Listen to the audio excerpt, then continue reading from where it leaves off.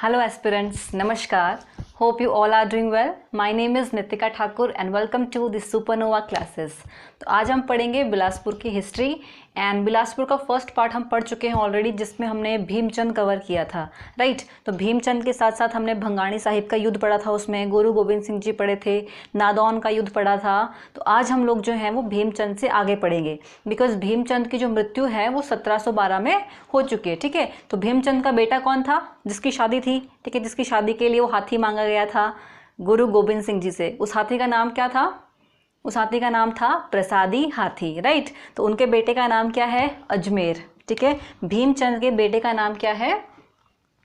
अजमेर चंद।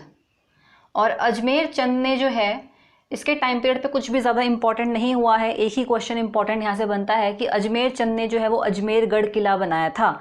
अजमेरगढ़ किला कहाँ बनाया था? हिंडूर के बॉर्डर पे। आप देखिए, ये है बिलासपुर, ठीक है। पूरा मैप मैंने नहीं बनाया, जितना हम लोगों के लिए इंपॉर्टेंट है वो यहाँ पे है कवर।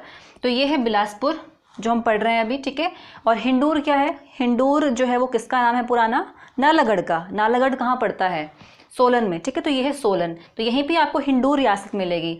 तो मैक्सिमम जो हम पढ़ते हैं बिलासपुर के साथ, वो हिंडूर और सुकेती तो पढ़ते आ रहे हैं अभी तक, ठीक है। तो ये है हिंडूर, मतलब सोलन में आपको हिंडूर रियासत मिलेगी। तो अजमेर है वो किला कहाँ बना रहा है? हिंडूर के बॉर्डर पे, क्योंकि इनकी बाउंड्री साथ में पड़ रही है।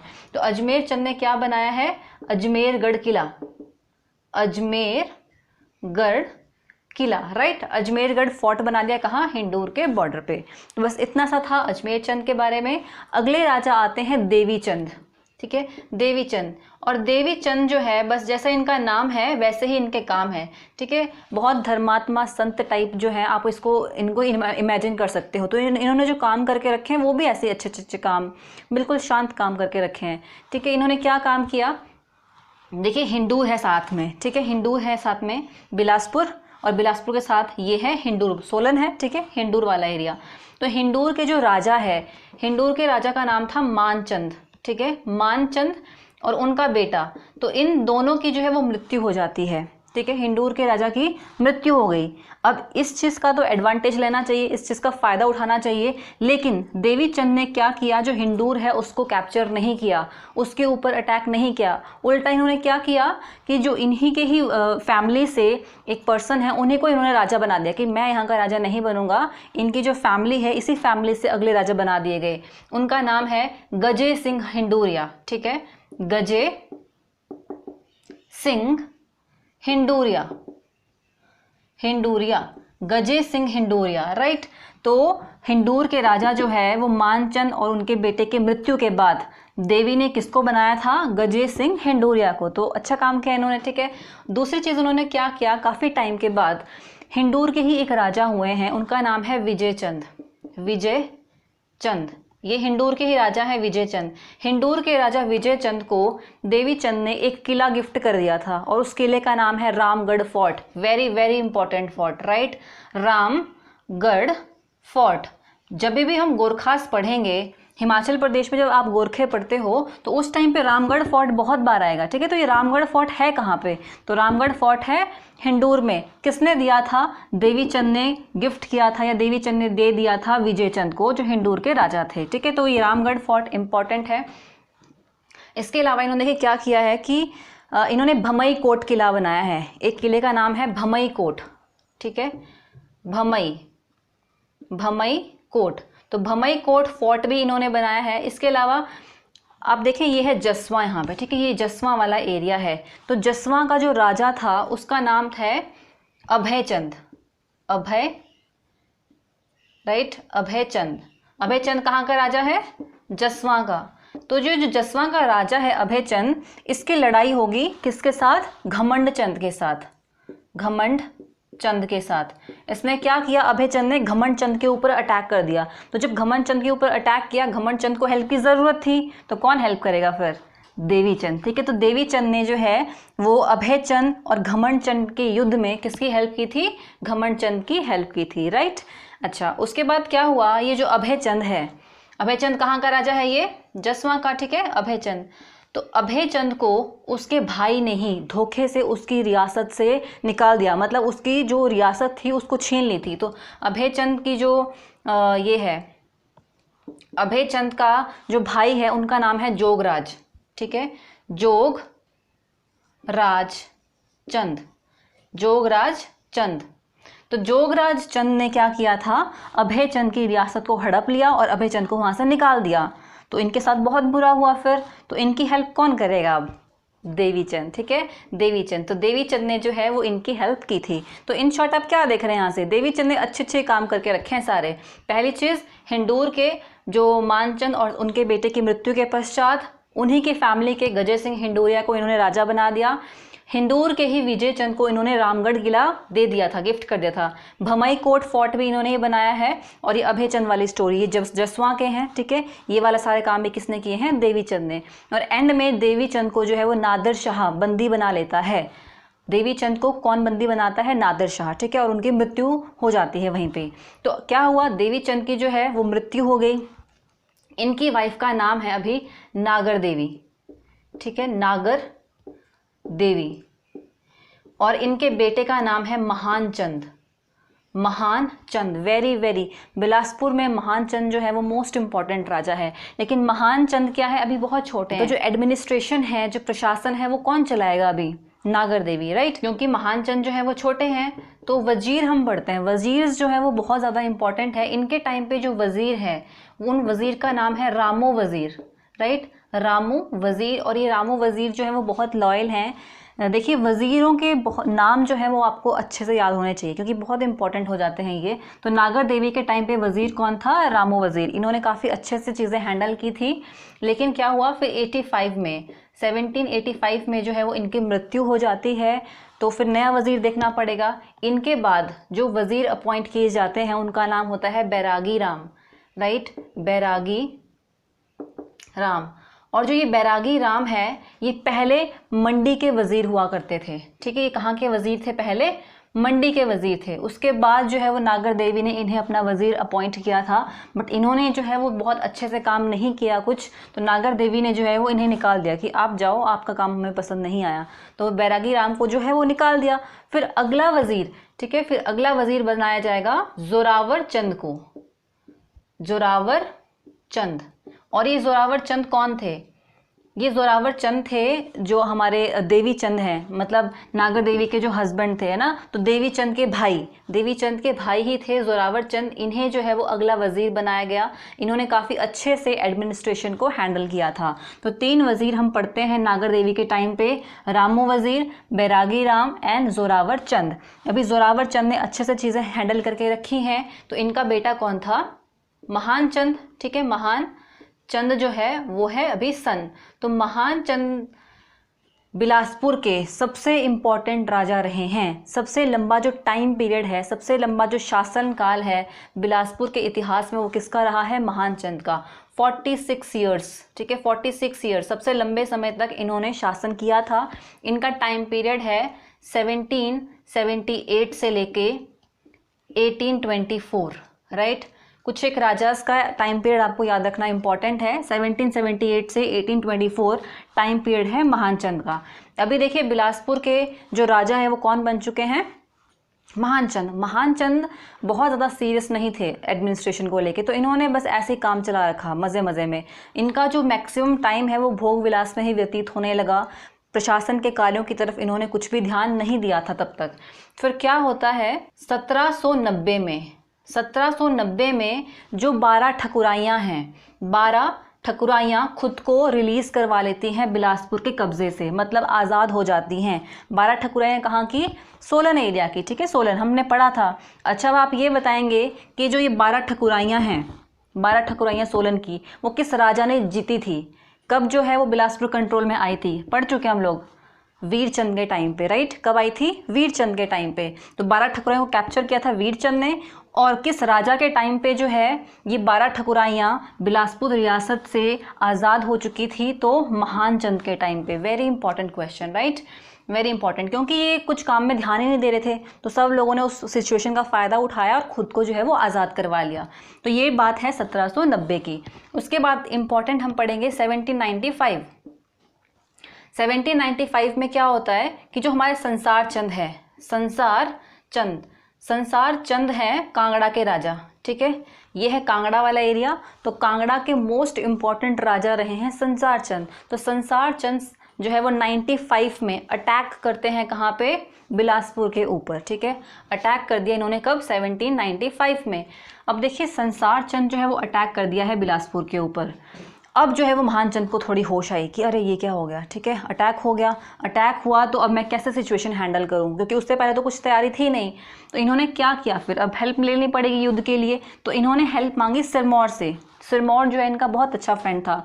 तो सिरमौर के राजा उस टाइम पे कौन थे, धर्म प्रकाश, ठीक है। सिरमौर के राजा कौन थे, धर्म प्रकाश, ठीक है। सिरमौर के राजा हुए हैं धर्म प्रकाश। तो इन्होंने इनसे हेल्प मांगी कि आप आओ हमारी युद्ध हेल्प करने के लिए युद्ध में। और दूसरे इन्होंने जो सिख सरदार थे, सिख सरदार, तो सिख सरदारों से भी हेल्प मांगी थी। उन सिख सरदारों का नाम था गुरदित सिंह, देसा सिंह, देसा सिंह सरदारा, ठीक है, देसा सिंह सरदारा। तो इन्होंने सिरमौर और सिख सरदारों से हेल्प मांगी थी संसार चंद के अगेंस्ट। लेकिन इस युद्ध में क्या हुआ, सिरमौर के राजा धर्म प्रकाश जो हैं उनकी भी मृत्यु हो गई थी। और जो ये दो सिख सरदार हैं, गुरदित सिंह प्लस दस्सा सिंह सरदारा जो है, इन दोनों की भी मृत्यु हो गई थी। तो आपसे पूछा जाता है कि कौन से राजा की मृत्यु हुई थी, सिरमौर के राजा की, तो उनका नाम है धर्म प्रकाश, राइट, धर्म प्रकाश, वेरी इंपॉर्टेंट। तो ये जो है वो बैटल हार गए इस तरह से। जो भी लोग इन्होंने हेल्प के लिए बुलाए थे, सिरमौर से बुलाए थे प्लस सिख बुलाए थे, तो वो उनकी तो मृत्यु हो चुकी है, तो ये बैटल हार गए। तो संसार चंद ने क्या किया था, जो चौकी हाटवार वाला एरिया है, चौकी हाटवार, तो चौकी हाटवार वाला एरिया इन्होंने कैप्चर कर लिया। संसार चंद ने क्या किया, चौकी हाटवार वाला एरिया बिलासपुर का कैप्चर कर लिया और बिलासपुर में एक किला बनाया जिसका नाम था छातीपुर किला, ठीक है, वेरी वेरी इंपॉर्टेंट। छातीपुर किला जो है वो किसने बनाया है, संसार चंद ने, बिलासपुर में। कौन सी धार के ऊपर, झंझार धार, उसे ही झंझारपुर का किला भी कहा जाता है क्योंकि वो झंझार धार के ऊपर है, ठीक है। तो छातीपुर किला बनाते हैं संसार चंद 95 में यहाँ पे उस बैटल में। अब देखिए मेन राजा है पहाड़ी एरिया का संसार चंद, ठीक है। यह है कांगड़ा। कांगड़ा का जो मेन राजा है वो कौन है, संसार चंद। और संसार चंद से जो वो सारे के सारे पहाड़ी राजा हैं दुखी इस टाइम पे, क्योंकि वो सबके ऊपर अटैक कर रहा है। तो जो डोमिनेटिंग पोजीशन पे इस टाइम पे वो कौन है, संसार चंद। तो एक बार तो इसकी लड़ाई हो चुकी है महान चंद के साथ, कब, 95 में हुई थी, ठीक है, 1795 में हुई थी, जिसमें इन्होंने छातीपुर किला बना दे, जीत लिया। लेकिन उसके बाद भी जो है वो कॉन्टिन्यूसली बैटल होती रहती लड़ाई किसी ना किसी छोटे छोटे एरिया को लेके। तो एक बार क्या है कि संसार चंद और महान चंद का जो है डिस्प्यूट चल रहा था एक एरिया को लेके। उस एरिया का नाम है तालुका ऑफ बाती, तालुका ऑफ बाती। तो ये एरिया है जिस एरिया को लेके लड़ाई चल रही थी संसार चंद और महान चंद के बीच में। अब महान चंद सोचे कि मैं किससे हेल्प लूँ, क्योंकि संसार चंद तो मान नहीं रहा है। तो फिर इसका फ्रेंड कौन है, महान चंद का फ्रेंड कौन है, पिछली बार कहाँ से बुलाए थे, सिरमौर से। तो इसने दोबारा सिरमौर की तरफ देखा फिर कि बुला लेता हूँ हेल्प के लिए। और सिरमौर में क्या हुआ, सिरमौर में इस टाइम पे गोरखास आ चुके थे, ठीक है। सिरमौर में कौन आ चुके थे इस टाइम पे, गोरखास, उनकी एंट्री हो चुकी थी। तो महान चंद ने सोचा कि जब गोरखास ने सिरमौर की हेल्प की है तो ये मेरी हेल्प भी करेंगे। तो इसीलिए महान चंद ने इस टाइम पे गोरखों को बुलाया कि आप मेरी हेल्प करने आओ संसार चंद के अगेंस्ट, राइट। ये टाइम पीरियड है आपका 1805-6 का, 1805-6। इस टाइम पे महान चंद ने किसको बुलाया, गोरखों को, क्योंकि जो यहाँ का राजा था उसने तो खुद ही गोरखों से हेल्प ली थी, तो उनको क्या बुलाते वो, तो उन्होंने डायरेक्ट किसको बुलाया, गोरखों को, कि आप आओ और आप मेरी भी हेल्प करो। तो गोरखे जो है वो आ गए यहाँ पे, इस एरिया में आ चुके हैं वो, और उन्होंने महान चंद की हेल्प की, किसके अगेंस्ट, संसार चंद के अगेंस्ट। तो कब की थी, 1805-6 में, और उस युद्ध का नाम है महल मौर्या युद्ध, ठीक है, महल मौर्या युद्ध, महल मौर्या का युद्ध। महल मौर्या जो एग्जैक्ट प्लेस है वो है आपके पास हमीरपुर में, ठीक है। देखिए ये बिलासपुर है और ये है हमीरपुर, तो हमीरपुर में आपको महल मौर्या जगह पड़ती है, ठीक है। तो महल मौर्या में जो है वो युद्ध होता है, और इस युद्ध में जो है संसार चंद हार जाता है, ठीक है। संसार चंद जो है वो हार जाता है और संसार चंद यहाँ से भाग के चला जाता है कहाँ पे, कांगड़ा किले में। छुप छुप के वो फटाफट से भाग गया संसार चंद, कहाँ को, कांगड़ा को, ठीक है। उसके बाद क्या हुआ संसार चंद का, वो हम कांगड़ा में पढ़ेंगे, क्योंकि बहुत लंबा थोड़ा सा यहाँ पे हिस्ट्री है इस चीज़ की। तो बस वो भाग गए यहाँ से और वापस। अब देखिए बिलासपुर में कौन आ चुके हैं, गोरखे हेल्प के लिए। अब क्या होता है हिमाचल में, आप एक चीज़ नोटिस कीजिएगा, क्या होगा हर एक जगह पे, राजा जो है वो आपस में लड़ेंगे, एक दूसरे के साथ लड़ रहे हैं, एक दूसरे के साथ उनका चल रहा है ठीक लड़ाई। तो फिर वो एक दूसरे के अगेंस्ट किसको बुलाएंगे, गोरखों को। सबसे पहले बुला तो हेल्प के लिए रहे हैं, लेकिन जब गोरखे एक बार आ गए, उन्होंने हेल्प भी कर दी, बट वो एरिया फिर उन्होंने खुद कैप्चर कर लिया, ठीक है। जब एक बार गोरखाज एंटर हो गए तो वो सारा का सारा एरिया किसके कंट्रोल में आ जाएगा, गोरखों के कंट्रोल में। अब गोरखों ने पहले तो हेल्प की, लेकिन फिर बाद में क्या है, एक्सप्लॉयटेशन स्टार्ट कर दी। लोग जो ये राजा हैं वो दुखी हो गए उनसे, फिर उन गोरखों को भगाने के लिए वो किसकी हेल्प लेंगे, किसी ना किसी की हेल्प लेनी पड़ेगी। तो वो बुलाते हैं या तो सिखों की हेल्प लेंगे या फिर वो ब्रिटिशर्स की हेल्प लेंगे, बिकॉज टाइम पीरियड देखिए आप, अंग्रेज़ हैं इस टाइम पे इंडिया में, ठीक है। तो वो किसकी हेल्प लेंगे, सिखों की हेल्प लेंगे और ब्रिटिशर्स की हेल्प लेंगे कि आप आओ और गोरखों को यहाँ से भगाओ। तो क्या हुआ कि जब ब्रिटिशर्स आएंगे गोरखों को भगाने के लिए, तो उनको गोरखों को वो भगा देंगे, लेकिन फिर ये सारा का सारा एरिया किसके अंडर आ जाएगा, ब्रिटिशर्स के अंडर आ जाएगा। और फिर हम जब आज़ाद होते हैं तब तक जो है वो कुछ कुछ एरियाज़ जो है वो ब्रिटिशर्स के अंदर ही रहते हैं। तो इस तरह से इन स्टेप्स को आपको समझने की कोशिश करने की, कब जो है वो कहाँ चीज़ें जा रही हैं। अभी तक हमने बिलासपुर पढ़ा है, जो इनके राजा हैं उन्हीं के पास वो है, बट अभी कौन आ चुके हैं बिलासपुर में, गोरखे आ चुके हैं, ठीक है। किसने बुलाया था गोरखों को, महान चंद ने। अब उन्होंने हेल्प तो कर दी महान चंद की, संसार चंद को हरा दिया, संसार चंद को भगा दिया, लेकिन अब आप देखें इसके बाद से लेके 1814 तक जो बिलासपुर है वो किसके कंट्रोल में रहेगा, तो ये रहेगा गोरखों के कंट्रोल में, ठीक है। गोरखास के कंट्रोल में रहेगा बिलासपुर टिल 1814 तक, क्लियर, 1814 तक, क्योंकि जब एक बार ये आ गए तो वो एरिया किसका, इन्होंने ही वो कैप्चर कर लिया। गोरखों का जो हेड था उनका नाम था अमर सिंह थापा, राइट, अमर सिंह थापा, ये नाम आपको याद रखना है, बहुत इंपॉर्टेंट है। तो अमर सिंह थापा कौन है, वो गोरखास के हेड हैं, क्लियर। तो ये एरिया आ चुका है अब किसके अंदर, गोरखों के पास।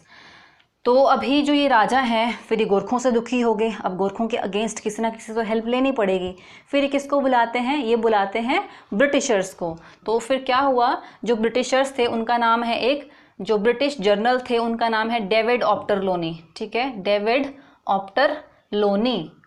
तो डेविड ऑप्टर लोनी जो है उनको बुलाया जाता है, मतलब वो खुद काफ़ी, हम पढ़ेंगे कि गोरखों को किस किस तरह से भगाया गया। तो डेविड ऑप्टर लोनी आते हैं और बिलासपुर का जो एक रतनपुर किला है, रतनपुर किला, रतनपुर किले में डेविड ऑप्टर लोनी ने अमर सिंह थापा को हराया था। Very very important question, right, very important question कि अमर सिंह थापा को जो है वो किस किले में हराया था डेविड ऑप्टर लोनी ने, तो वो हराया था रतनपुर किले में। और रतनपुर किला जो है वो कौन से डिस्ट्रिक्ट में है, बिलासपुर डिस्ट्रिक्ट में, राइट, बिलासपुर डिस्ट्रिक्ट में। तो इस तरह से जो है वो गोरखाज अब जा चुके हैं, गोरखे यहाँ से चले गए, 1814 तक का ये टाइम पीरियड है। तो इससे आगे अब देखिए 6 मार्च 1815 के बाद से ये जो बिलासपुर है, अब ये बिलासपुर किसके कंट्रोल में चला गया, ब्रिटिशर्स के, ठीक है, ब्रिटिशर्स के, क्योंकि ब्रिटिशर्स ने अब कैप्चर कर लिया।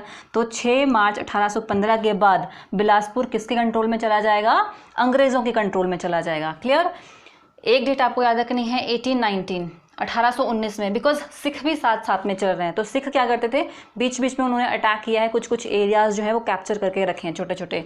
तो 1819 में ये टेरिटरी है किसकी, बेसिकली अभी अंग्रेज़ों की टेरिटरी है, ठीक है, लेकिन अंग्रेज़ों और सिखों की तो बिल्कुल भी नहीं बनी है। तो ये टेरिटरी है अंग्रेज़ों के पास अभी। तो सिखों ने अटैक किया है 1819 में और इन्होंने 3 किले जो हैं वो यहाँ के जीत लिए थे। उन 3 किलों के आपको नाम पता होने चाहिए। पहला है पिछरोटा, ठीक है, पिछरोटा, दूसरा है निहालगढ़, एंड थर्ड इज बिहोली देवी। तो ये 3 किले हैं ये 1819 में किसने जीत लिए थे, सिखों ने, ठीक है, सिखों ने जीते थे। नाम आप याद रखें, पिछरोटा, निहालगढ़ एंड बिहोली देवी। क्वेश्चन आपको आ सकता है कि एक किला यहाँ पे कुछ और मेंशन कर दे और पूछ ले कि कौन सा किला नहीं जीता था। तो ये 3 किले जो हैं वो जीत लिए थे किसने, सिखों ने, इस चीज़ से। अब देखें आप, जो हमारा ये कौन राजा जो कौन चल रहा है, महान चंद राजा चल रहा है। तो महान चंद की जो है वो मृत्यु हो जाती है 1824 में, ठीक है, 1824 में जो वो महान चंद की हो चुकी है मृत्यु। तो अगले राजा हमारे पास आएंगे खड़क चंद। खड़क चंद, तो ये जैसा जो नाम है ना, बस ये करेक्टर भी वैसा ही है। खड़क चंद मतलब कैसा इमेजिन कर पा रहे हो, बहुत गुस्से से वाला। खड़क सिंह के खड़कने से खड़कती हैं खिड़कियाँ, ठीक है। तो ये बस वैसे 24 घंटे खड़ खड़ खड़ खड़ करता रहता था। लोगों को इसने दुखी करके रखा था, जितनी भी इसकी जनता थी वो इससे बहुत ज़्यादा दुखी थी। तो बिलासपुर के इतिहास का जो काला युग है वो किसके टाइम पीरियड को कहा जाता है? खड़क चंद के टाइम पीरियड को, ठीक है। जो काला युग है, काला युग, वो किसके टाइम पीरियड को कहा जाता है? खड़क चंद के टाइम पीरियड को। बहुत बिल्कुल भी अच्छा राजा नहीं था, बहुत बुरा ये राजा था। तो जो लोग हैं वो तो दुखी थे इससे, लेकिन जो जनता है वो किस तरह से रिवोल्ट करे वो उनको समझ नहीं आ रहा था खड़क चंद के अगेंस्ट। तो खड़क चंद के एक अंकल थे, उनका नाम था जगत चंद। जगत चंद ये कौन है? ये अंकल हैं इनके, खड़क चंद के। तो जो ये जनता है, जो ये पब्लिक है, उन्होंने किसकी हेल्प ली? वो सारी की सारी पब्लिक आई जगत चंद के पास कि आप हमारी हेल्प करो और ये इनसे जो है हमें आज़ाद करवाओ, मुक्त करवाओ, ये इन्होंने दुखी करके रखा है हम लोगों को। तो जगत चंद ने बोला कि चलिए ठीक है, मैं आपकी हेल्प कर देता हूँ। तो जगत चंद ने और जनता ने मिलके किसके अगेंस्ट रिवोल्ट किया था? खड़क चंद के अगेंस्ट। इसके अगेंस्ट इन्होंने विद्रोह कर दिया और वो विद्रोह जो है वो कंटिन्यू रहा, ठीक है। लेकिन क्या होता है, थोड़े टाइम के बाद खड़क चंद को जो है वो स्मॉल पॉक्स हो जाता है। स्मॉल पॉक्स हो गया इनको, और स्मॉल पॉक्स के कारण जो है वो इनकी मृत्यु हो जाती है, ठीक है। इनकी मृत्यु हो गई।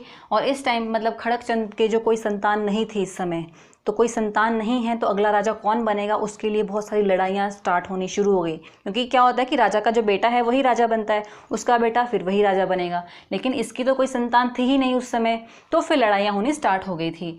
इस टाइम पे जो अंबाला है, अंबाला के पॉलिटिकल एजेंट है रसल क्लार्क।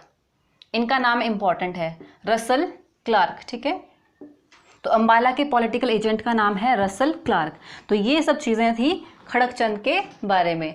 अब देखिए, खड़क चंद की मृत्यु हो गई, किससे? स्मॉल पॉक्स से। कोई इनका बेटा है नहीं, तो फिर युद्ध स्टार्ट हो गया कि कौन राजा बनेगा। इस टाइम पे जो जनता के फेवरेट हैं वो कौन है? जगत चंद, क्योंकि जगत चंद ने तो हेल्प की है जनता की। तो लोगों ने क्या किया, जनता ने क्या किया, जगत चंद को ही राजा बना दिया। तो अगले राजा कौन बन जाएंगे फिर? जगत चंद, ठीक है, जगत चंद, क्योंकि लोगों के ये फेवरेट हैं, इन्होंने अच्छे अच्छे काम करके रखे हैं। तो जगत चंद के टाइम पे जो वजीर होते हैं उनका नाम है मियाँ जंगी। मियाँ जंगी, वेरी इंपॉर्टेंट। मियाँ जंगी किसके टाइम पे वजीर हैं? जगत चंद के टाइम पे। अब देखिए, जगत चंद और जो मियाँ जंगी हैं वो बहुत अच्छे से काम कर रहे हैं, बहुत अच्छे से एडमिनिस्ट्रेशन चला रहे हैं। लेकिन इसी बीच क्या हुआ, स्टोरी में एक ट्विस्ट आता है। जो ये खड़क चंद है, खड़क चंद की जो एक वाइफ थी वो थी सिरमौर से, ठीक है। खड़क चंद की एक वाइफ कहाँ से थी? सिरमौर से। तो जिस टाइम पे ये रिवोल्ट वाला आपका सीन चल रहा था बिलासपुर में, जो ये वाइफ थी वो प्रेग्नेंट थी और वो आई हुई थी कहाँ पे? सिरमौर में। उस टाइम किसी को ये बात पता नहीं थी, तो ये सिरमौर में आई थी, तो ये प्रेग्नेंट थी उस टाइम पे। तो इनकी तो मृत्यु हो गई खड़क चंद की वहाँ पे। तो ये वापस नहीं गई, क्योंकि इसको लगा कि शायद जो है वो मुझे और मेरे बेटे को कुछ खतरा होगा, तो ये सिरमौर में ही रही उस टाइम पे। तो इन्होंने एक बेटे को जन्म दिया सिरमौर में, इन्होंने एक बेटे को जन्म दिया। और जब वो बेटा बड़ा हो गया तो सिरमौर की जो ये रानी है अपने बेटे को लेके, प्लस सिरमौर की सेना को लेके और सुकेत की सेना को लेके, ठीक है, सुकेत की सेना और सिरमौर की सेना को लेके कहाँ आएंगी? बिलासपुर की। मेरा हक दो, ये जो हक है वो मेरे बेटे का है, ये राजगद्दी किसकी है? मेरे बेटे की, मेरा बेटा इसका हकदार है। तो ये सब लोग अटैक करने आगे कहाँ पे? बिलासपुर के ऊपर। बिलासपुर का राजा है कौन अभी? जगत चंद। तो जगत चंद तो बोला भाला, तो जगत चंद ने बोला कि अरे ऐसा तो कुछ भी नहीं है, मैंने जानबूझ के कुछ भी नहीं किया, मुझे लगा कि कोई भी नहीं है ना, कोई भी बच्चा तो था नहीं, तो मैं तो तब राजा बन गया। लेकिन इसकी बात नहीं सुनी, इसके ऊपर जो है वो अटैक करना इन्होंने स्टार्ट कर दिया जगत चंद के ऊपर। अब जगत चंद को अपनी जान बचा के भागना पड़ा वहाँ से, और जगत चंद जो है वो भाग के कहाँ आ गया? हिंडूर, ठीक है, हिंडूर वाले एरिया में। और हिंडूर वाले एरिया में ये रहने लगा था। फिर क्या होता है, जो है ये हमने ये पढ़ा, अंबाला के जो पॉलिटिकल एजेंट है उनका नाम क्या है? रसल क्लार्क जो है हेल्प करते हैं जगत चंद की, जो अभी कहाँ बैठे हैं, हिंडूर में। रसल क्लार्क ने हेल्प की किसकी, जगत चंद की, और इनको जो है वो इनकी राजगद्दी वापस दिलवाई थी। तो दोबारा से राजा कौन बन गए बिलासपुर के, जगत चंद, राइट। तो ये सिरमौर वाली स्टोरी आपको बीच में याद रहनी चाहिए। तो जगत चंद बन चुके हैं दोबारा से अभी यहाँ के राजा। जगत चंद का जो बेटा था उनका नाम था नरपत चंद, और इनके बेटे का नाम था हीरा चंद, राइट, हीरा चंद।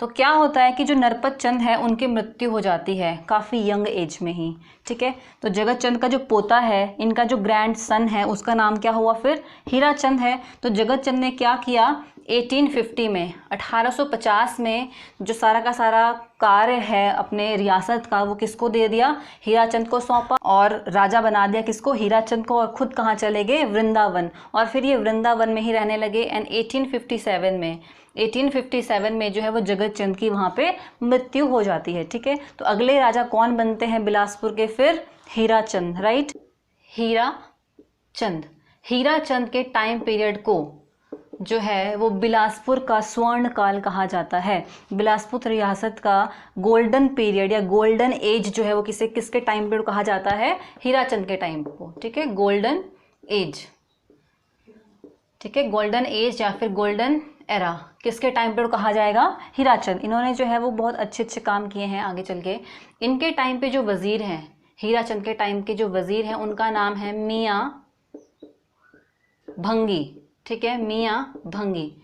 जगत के टाइम पे वजीर कौन था, मियाँ जंगी, ठीक है, मियाँ जंगी। और हीरा के टाइम पे वजीर कौन है, मियाँ भंगी। इन्होंने क्या किया है, हीरा चंद के टाइम पे 1857 का रिवॉल्ट होता है, 1857 की जो क्रांति है, हीरा चंद ने किसकी हेल्प की है, अंग्रेज़ों की। हीरा चंद ने किसकी हेल्प की 1857 के रिवॉल्ट में, अंग्रेज़ों की, ब्रिटिशर्स की। तो ब्रिटिशर्स जो है वो इनसे बहुत खुश हुए और उसके बाद जो है इन्होंने 11 तोपों की सलामी दी थी हीरा चंद को, राइट, हीरा चंद को। फिर उसके बाद देखें 1863, तो 1863 तक क्या चीज़ थी यहाँ पे कि जो लोग हैं वो जितना भी अनाज उगाएंगे उसका 1/3 वो राजा को दे देते थे, ठीक है, राजस्व कर के रूप में, जिसको लैंड रेवेन्यू कहा जाता है, ठीक है। भूमि कर के रूप में कितना दिया जाता था, 1/3, जो भी वो कुछ भी प्रोडक्शन करते थे उस चीज़ का। तो हीरा चंद ने इसमें थोड़े चेंजेस किए कि नहीं, इस तरह से हम लैंड रेवेन्यू कलेक्ट नहीं करेंगे अब। तो हीरा चंद ने क्या चेंजेस किए थे, उन्होंने कहा था कि जो भी हम लैंड रेवेन्यू कलेक्ट करेंगे 50% आप कैश दोगे, ठीक है, और 50% दोगे आप जो भी आपकी प्रोडक्शन होगी, जो कि आपका अनाज होगा, जो भी आप उगा रहे हो खेतों में। तो इस तरह से 50% कैश एंड 50% प्रोडक्शन जो है वो किसने लेनी स्टार्ट कर दी थी, हीरा चंद ने, क्लियर। तो इन्होंने ये चेंजेस किए यहाँ पे। फिर 1867 में हीरा चंद ने एक एरिया जो है वो कैप्चर किया था, उस एरिया का नाम है बछरेटू, ठीक है, बछरेटू एरिया। बछरेटू किला भी हम पढ़ेंगे, और जो बछरेटू एरिया है वो किसने कैप्चर किया है, हीरा चंद ने। काफ़ी इंपॉर्टेंट एरिया है बछरेटू का एरिया। फिर आप देखें 1874 में हीरा चंद ने 2 टैंक बनाए हैं, 2 टैंक बनाए। उन टैंक का नाम है जगत खाना टैंक, और दूसरा टैंक है स्वार घाट टैंक। तो क्वेश्चन किस तरह से पूछा जाता है कि जगत खाना टैंक जो है बिलासपुर का वो किस राजा ने बनाया है, या फिर आपसे पूछ सकते हैं कि जो स्वार घाट टैंक है बिलासपुर में वो हीरा चंद ने कब बनाया। तो इसकी डेट भी इंपॉर्टेंट है, 1874 में जगत खाना एंड स्वार घाट जो टैंक है वो किसने बनाए हैं, हीरा चंद ने, राइट। फिर 1882 का टाइम पीरियड आता है। अब 1882 में क्या होता है कि जो हीरा चंद है, हीरा चंद अपने बेटे के साथ, उनका नाम है अमरचंद। हीरा चंद के जो बेटे हैं, जो इनके सन हैं, इनका क्या नाम है, अमरचंद। तो हीरा चंद और अमरचंद जो है वो घूमने आए हुए होते हैं शिमला तक, ठीक है, शिमला एरिया तक घूमने आए हुए होते हैं। बट शिमला में आके इनकी तबीयत बहुत ज़्यादा कुछ ख़राब हो जाती है, ठीक है। तो ये बोलते हैं कि चलो वापस चलो। तो ये वापस आ रहे होते हैं, लेकिन रास्ते में ही जो है वो इनकी मृत्यु हो जाती है। किस प्लेस पे, माहौल प्लेस पे, ठीक है, माहौल तो हीरा चंद की जो मृत्यु है वो किस जगह पे होती है, उस एरिया का नाम है महौल प्लेस पे हीरा चंद की मृत्यु हो जाती है। हीरा चंद की मृत्यु हो गई तो इनके बेटे का नाम क्या है, अमरचंद। तो राजा भी कौन बनेगा अगला, अमरचंद। अमरचंद के टाइम पे बहुत ज़्यादा कुछ नहीं हुआ है, बट जितना कुछ हुआ है वो मोस्ट इंपॉर्टेंट है। अमरचंद का टाइम पीरियड है 1883 से लेके 1888, ठीक है, ये टाइम पीरियड है। इस टाइम पे इन्होंने क्या किया है, अमरचंद के टाइम पे होता है झुग्गा आंदोलन, ठीक है, झुग्गा आंदोलन, झुग्गा आंदोलन। टाइम पीरियड क्या है इसका, 1883। तो पहला क्वेश्चन तो आपको यही पूछा जाता है कि झुग्गा आंदोलन जो है वो कौन से डिस्ट्रिक्ट में हुआ था, तो ये हुआ था बिलासपुर डिस्ट्रिक्ट में। कब हुआ था, 1883 में। कौन वहाँ का राजा था उस समय, तो राजा था अमरचंद। अब ये हुआ क्यों, अमरचंद जो है वो बहुत अच्छे से एडमिनिस्ट्रेशन नहीं कर रहे थे, ठीक है, बहुत अच्छा इनका काम नहीं चल रहा था। तो जो जनता थी वो इनसे बहुत ज़्यादा दुखी थी अब राजा से। पर जनता क्या करे, तो जनता गई फिर किसके पास, ब्राह्मणों के पास। कहाँ के ब्राह्मण, गहेड़वी एरिया के, गहेड़वी एरिया। तो गहेड़वी एरिया के जो ब्राह्मण हैं, ठीक है, गहेड़वी एरिया के ब्राह्मण, उनके पास गए सारे की सारी जो जनता है कि आप जो है वो हमारी रक्षा करें, क्योंकि जैसे जो ब्राह्मण हैं पुरोहित होते हैं हमारे, ठीक है, तो आप जो है हमारी रक्षा करो। तो ब्राह्मणों ने बोला कि चलो ठीक है हम रक्षा करते हैं। तो कहाँ के हैं ये भी, गहेड़वी के। तो इन्होंने क्या किया, जैसे झुग्गा का मतलब होता है झुंगी, झुंगी झोपड़ियाँ, ठीक है, झुंगी झोपड़ियाँ हट्स आपने देखी होंगी।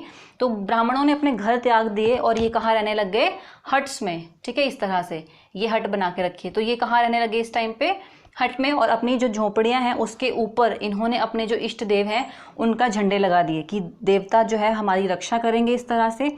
और यहाँ पे बैठ के ये राजा के विरुद्ध जो है वो आक्रोश व्यक्त करने लगे, उनके अगेंस्ट जो है इन्होंने थोड़ा विद्रोह किया। तो सारे के सारे जो ब्राह्मण हैं वो भी यहीं पे है, झुंगियों में रह रहे हैं, और जो जनता है वो भी यहीं पे बैठी है इनके आसपास ही कि ठीक है हम भी आपके साथ हैं, आपके साथ हैं, आपके साथ। इस तरह से काम चल रहा है। तो ये सभी जो है वो पीसफुली अभी रिवोल्ट करें, किसके अगेंस्ट, अमरचंद के अगेंस्ट।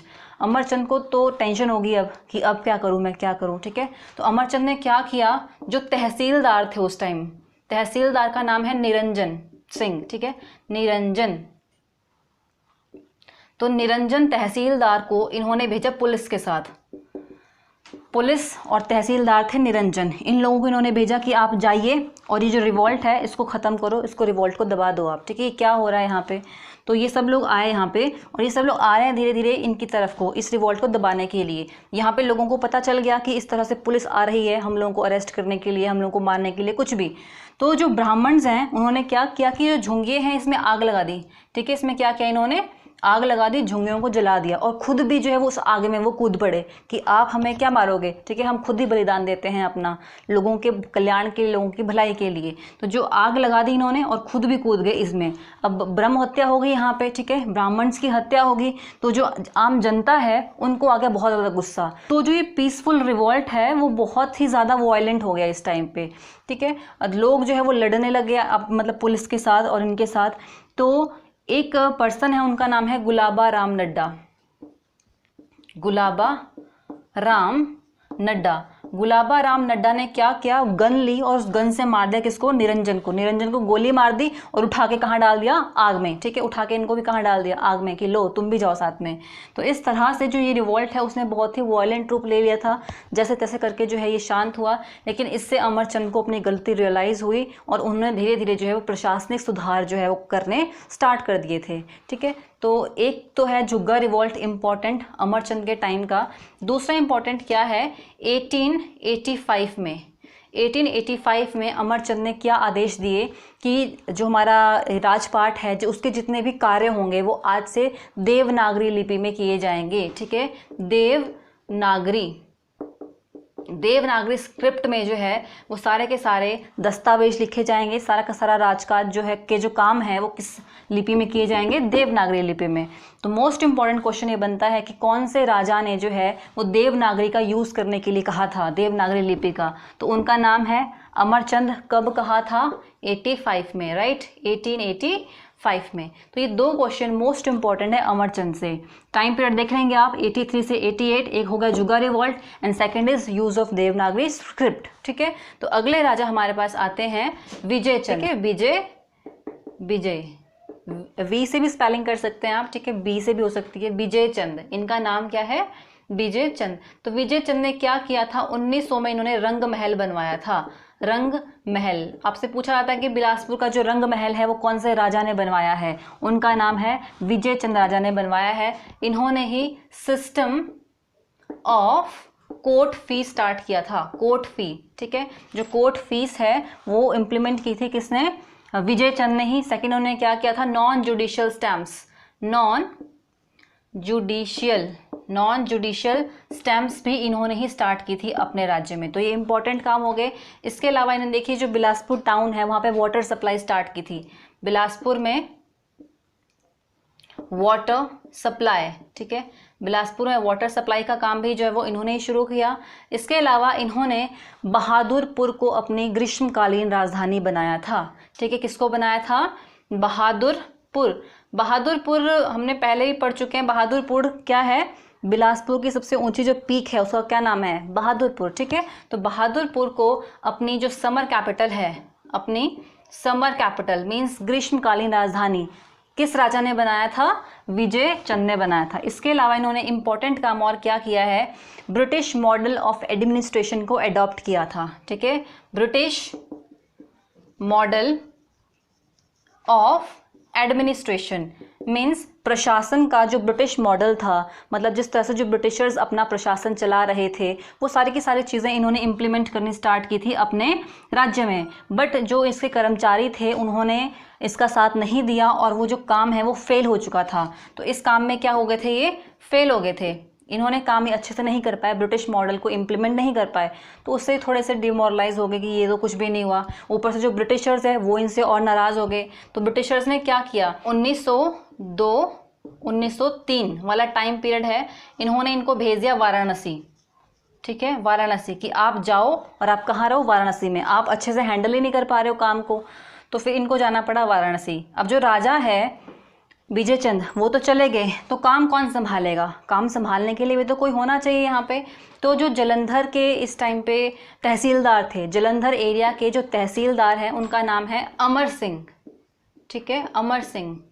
जलंधर एरिया के जो तहसीलदार हैं उनका नाम क्या था उस टाइम पे, अमर सिंह। तो जो ब्रिटिशर्स ने क्या किया, अमर सिंह को बिलासपुर का मैनेजर बना दिया। तो अमर सिंह ने सारे के सारे काम किए फिर बिलासपुर में और बहुत अच्छे से हैंडल किए थे।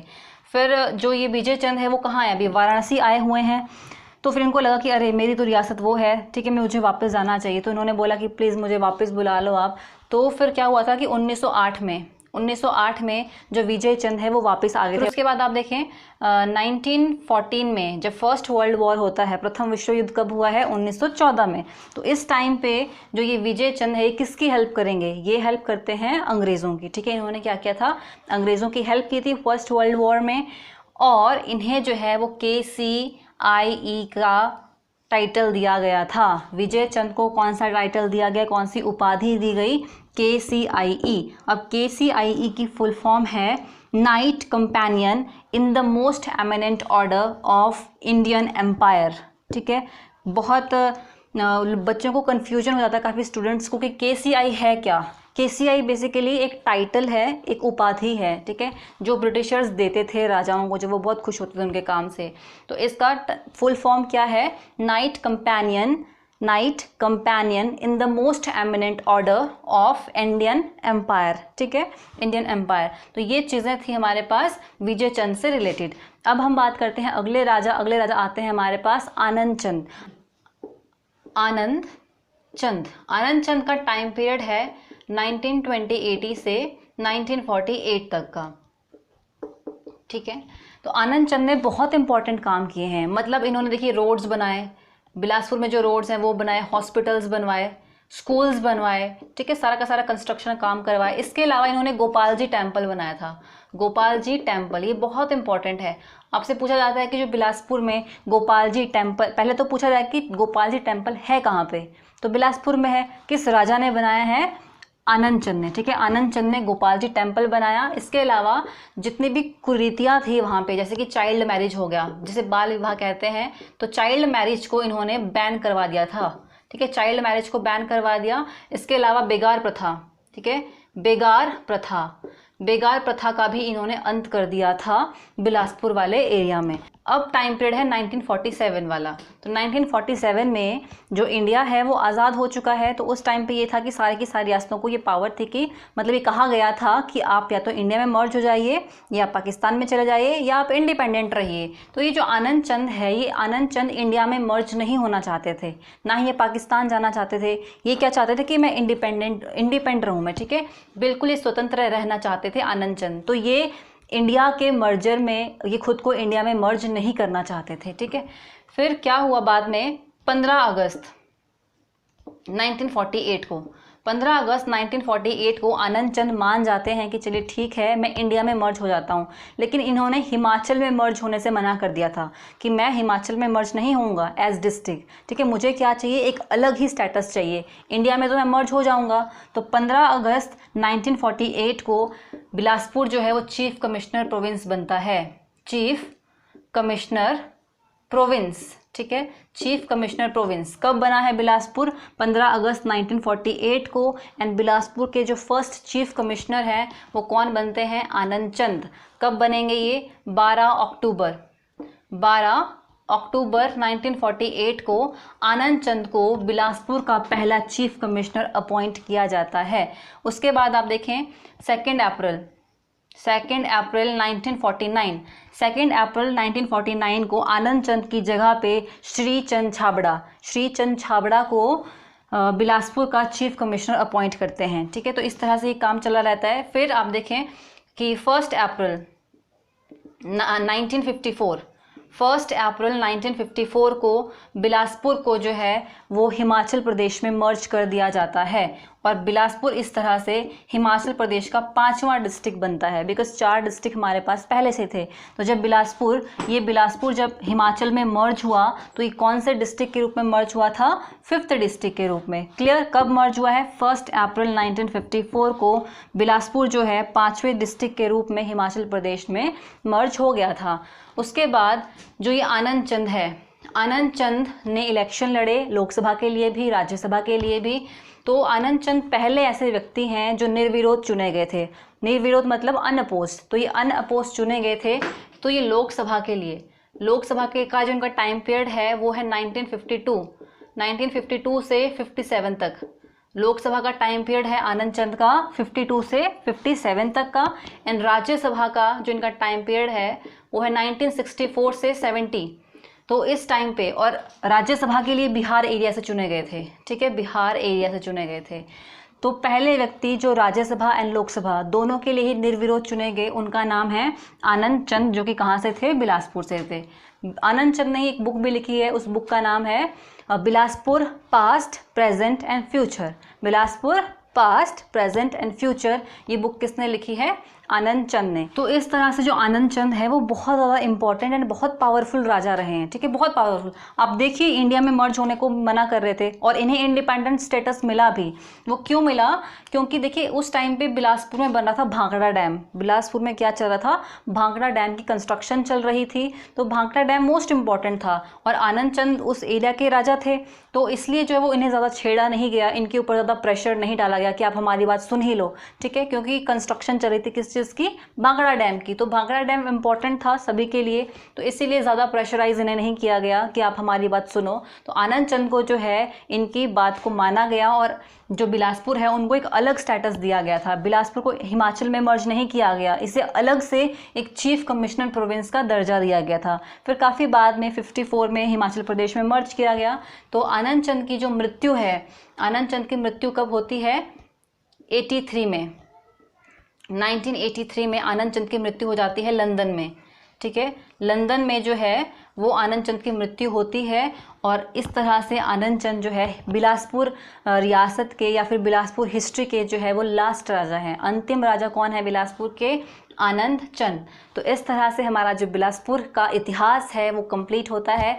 अब हम मिलते हैं नेक्स्ट वीडियो में। टिल देन हंसते रहिए, मुस्कुराते रहिए और पढ़ते रहिए।